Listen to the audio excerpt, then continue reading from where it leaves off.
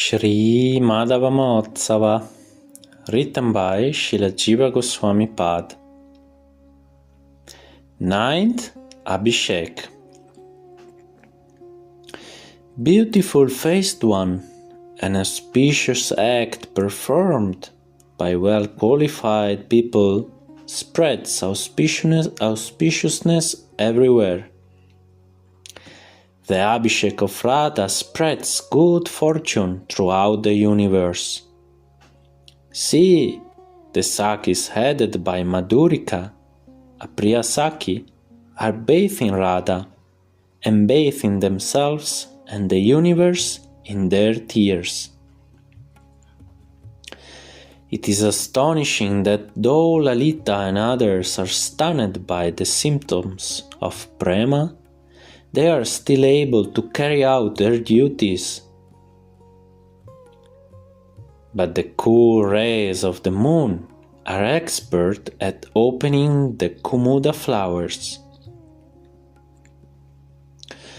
O Saki, the ever-fresh forest of 9 parts, the joy of monsoon, the pleasure of autumn, the satisfaction of winter, the happiness of dewy season, the brilliance of spring, the auspiciousness of summer, the satisfaction of autumn-winter, the brilliance of the dewy spring, and the joy of summer monsoon, has assumed all beauty by this pot of 9 jewels, which contains the sweetest love of the gopis, to receive this 9th Abhishek.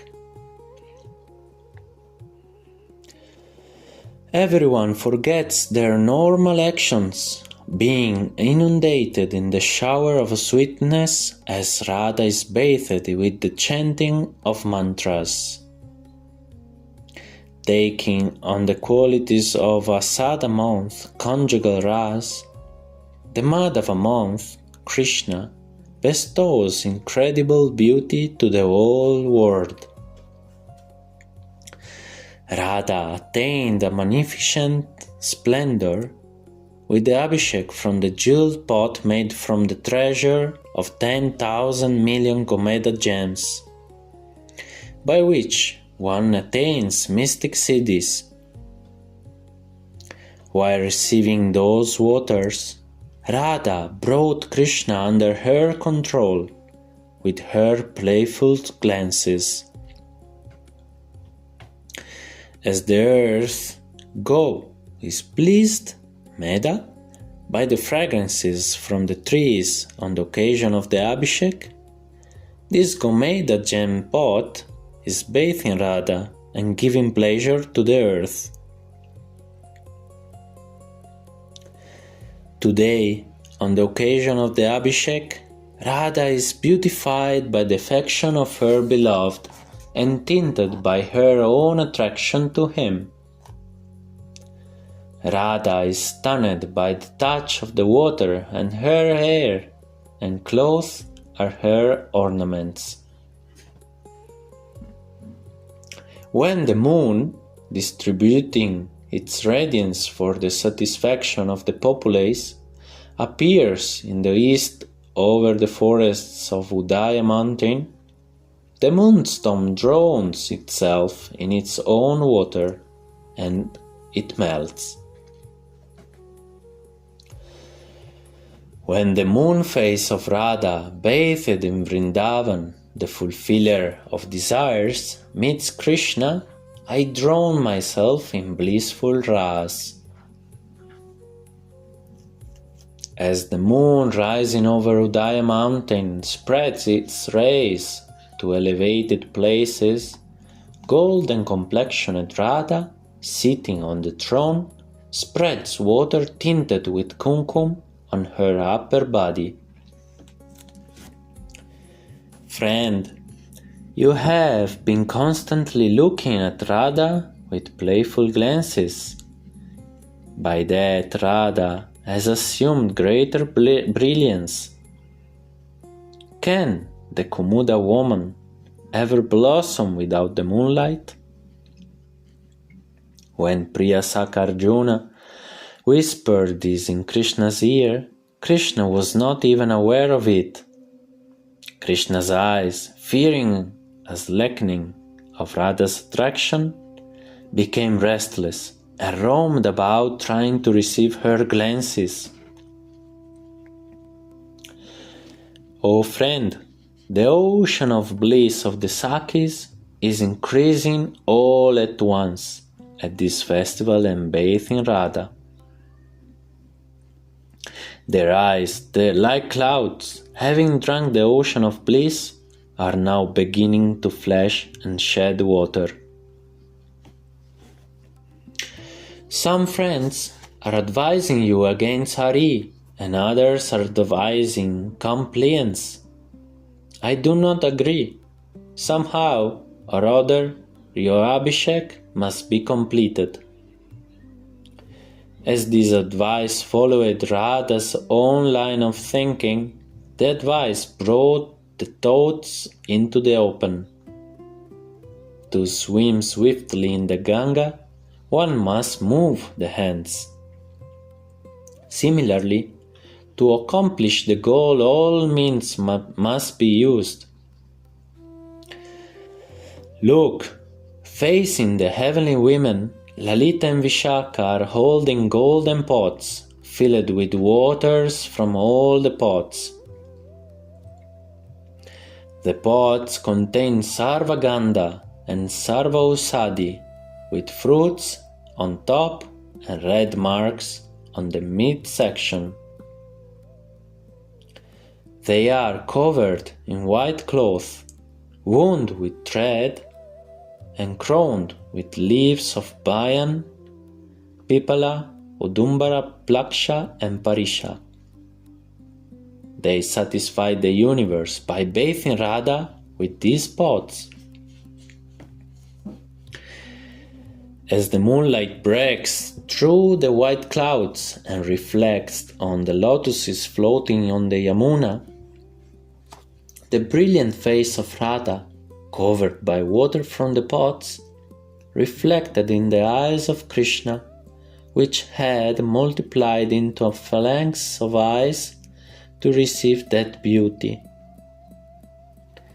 Externally, Radha was bathed by the arrangements of her beloved, but internally she was bathed by tears of love. The most confidential prema is manifest externally through various wondrous arrangements. During the Abhishek, Radha's hair loosened. The designs on her skin washed off, her body covered in perspiration, and her garlands fell apart. Seeing herself like this, Radha bowed her head, as if Krishna was playing some mischief in her heart. Radha illuminated the hearts of the people and the forest with the ever-increasing brilliance of the Abhishek. Radhika was like a special herb which had sprung up in the monsoon season to give life to the universe. Seeing the external symptoms of bhav experienced by Lalita and Vishaka on tasting the beauty of Radha during this festival intoxicated the bee-like eyes of the crowd. Who knows what they felt internally? When Radha's Abhishek was complete, the shining ocean swelled and crossed the shoreline of modesty. The bhav of Radha and Krishna, like two wonderful fish jumping in bliss, displayed various external symptoms and distributed the nectar to all the people, who became intoxicated with love.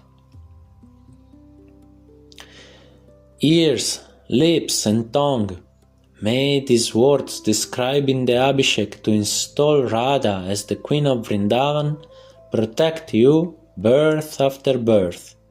and give you devotion to Radha and Krishna. O nostrils, may the fragrance of the Abhishek protect you. Eyes and hands, may the beauty of the happiness of the service nourish you. Prayers and conclusion.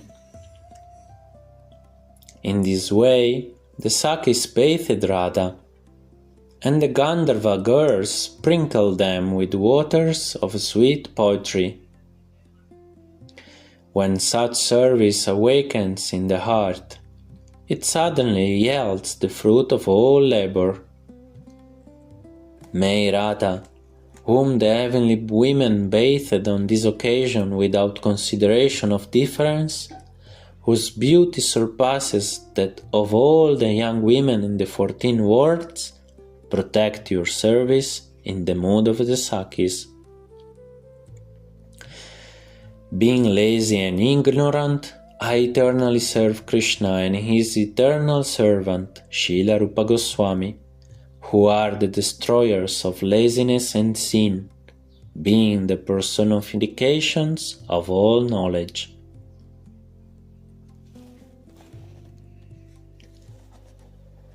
Chapter 8. Dressing Radha. As Gayatri is supreme among the meters, Radha appeared supreme among the Sakis. Though the bee-like eyes of the Sakis were roving about intoxicated with the sweet rasa, they desired to taste Radha's beauty even more. The damp clothing seemed to wilt before Radha's beauty. Her beauty itself was her clothing.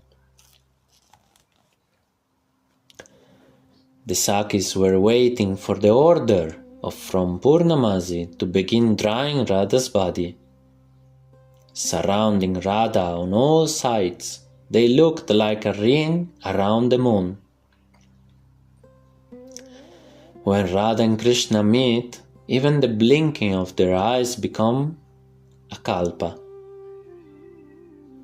Thus, the screen produced by the gopis became an obstacle as formidable as Loka Loka mountain range, which eternally blocks out the sun's rays from the edges of Bhumandala. Prema itself acts in the same way, however, for it separates lovers, but then again makes them visible to each other. To satisfy their Chakora bird eyes, the Sakis illuminated Radha with their own effulgences within the screened area.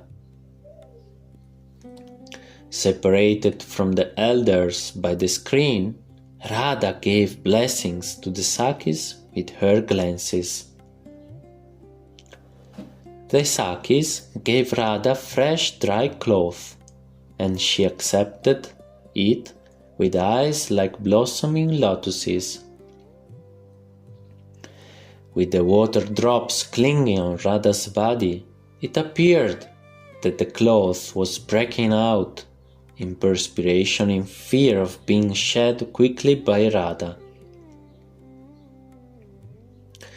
The Sakis tied jasmine flowers in Radha's hair after drying it with a fresh towel.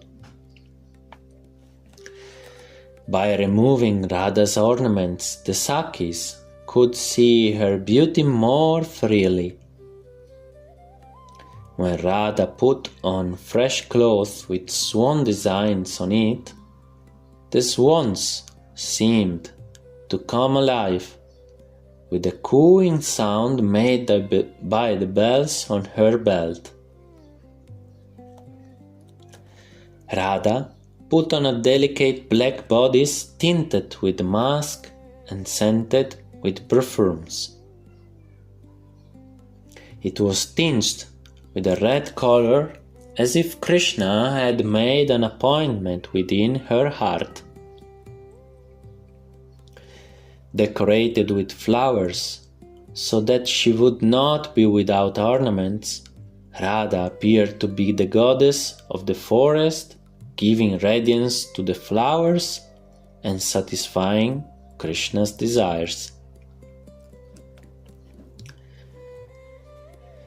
Though hidden from view by the surrounding gopis, Radha satisfied the onlookers with her effulgence, which radiated beyond the circle of Sakhis. When the screen was finally withdrawn, Radha appeared like an excellent performing artist, attracting all with her beauty. It is not surprising that Radha and Krishna gazed at each other in wonder at that time. The heavenly women praising Radha were like the performers of Sandhya Vandana, praising the sun in the early morning. They performed arati to Radha, not using the moon, which became devoid of qualities, but using their own Chintamani jewels, circling her with countless gems and their eyes as well. Radha left the bathing throne and proceeded to another throne, light by the jewels of her toenails.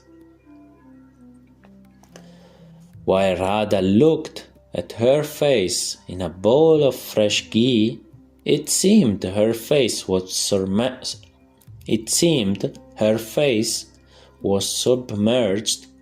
in the affectionate glance of her followers.